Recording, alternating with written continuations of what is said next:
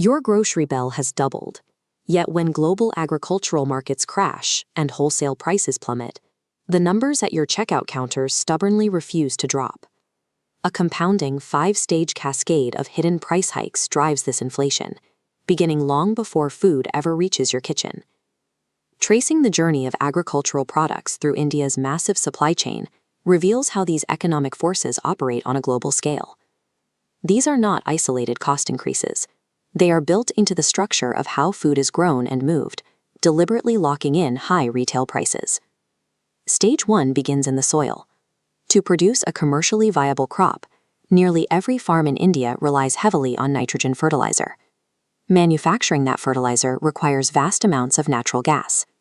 When global energy prices spike, the cost to run these chemical plants jumps instantly, driving up the price of the soil's nutrients. To work that expensive soil, heavy equipment must burn fuel. In India, diesel prices have stayed stubbornly high, adding an unavoidable daily premium to the harvest. Narrow harvest windows then collide with global technology shortages.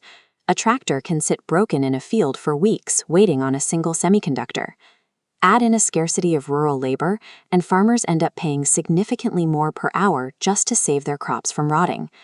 Before a single apple or grain of wheat leaves the field, it has already absorbed the massive costs of international energy spikes, tech bottlenecks, and labor shortages. The baseline price is permanently raised. Once harvested, fresh produce becomes a ticking clock. Stage 2 requires immediate temperature-controlled transit. The trucks moving this food burn significant extra diesel strictly to run their cooling units, compounding the high energy costs established on the farm. This map illustrates the hidden logistical tax of empty kilometers.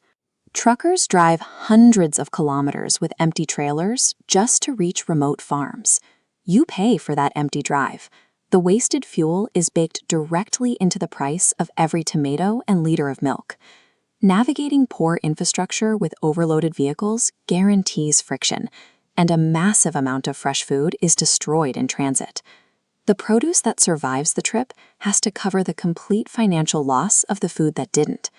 Stage 2 transforms simple delivery into a compounding financial penalty, passing the inefficiencies of rural infrastructure straight to the consumer. Raw ingredients now enter Stage 3 to become manufactured staples. Turning wheat into flour requires expansive industrial milling machines and massive facility overhead.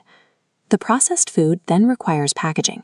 The cardboard, aluminum, and plastic used are inextricably tied to global oil prices. Producing a single plastic bottle relies on raw petroleum. When worldwide container shipping rates rise, importing these base packaging materials becomes expensive, instantly inflating the cost of a simple milk jug. Inside these facilities, high-energy equipment runs around the clock. Every commercial electricity rate hike is added straight into the final product's cost.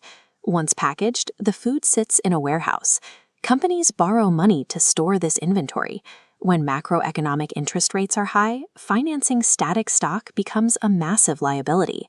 Stage 3 forces basic caloric necessities to absorb international borrowing costs and shipping volatility. Stage 4 is driven by panic. Economists call it the Bullwhip Effect. Imagine a single supermarket fears they will run out of cooking oil. To protect their inventory, they panic order extra from their distributor. This diagram shows the exact chain reaction. A small fluctuation at the store amplifies into a massive wave of artificial demand at the factory. To move this sudden surge, logistics companies abandon pre-booked rates, scrambling for trucks on the expensive spot market, paying steep premiums. Meanwhile, the food passes through up to 5 middlemen, regional brokers and consolidators. Each one takes a cut, stacking their percentage markup on top of the last. Stage 4 proves prices are driven by the compounding fear and profit margins of unseen intermediaries, rather than actual physical scarcity. The journey ends at Stage 5, the supermarket. But if transit and warehousing added an extra 3 days to the trip, the viable shelf life of the fresh produce is drastically reduced. Large amounts of that food will spoil before anyone buys it. Retailers call this shrink. They price the fresh items high enough to completely offset the cost of what inevitably ends up in the dumpster. Which brings us to the core paradox. When global commodity indexes finally fall, your local prices do not drop with them. This chart explains the lack. The retail price line stays flat because it is supported by locked-in contracts.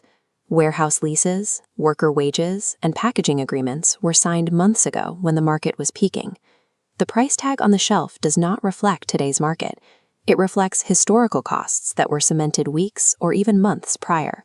Geopolitical events like fertilizer subsidies, diesel hikes, and semiconductor shortages are links in the same chain. These invisible economic forces act as 5 connected dominoes that inevitably crash directly onto the average consumer's dinner table. The global supply chain is slow by design.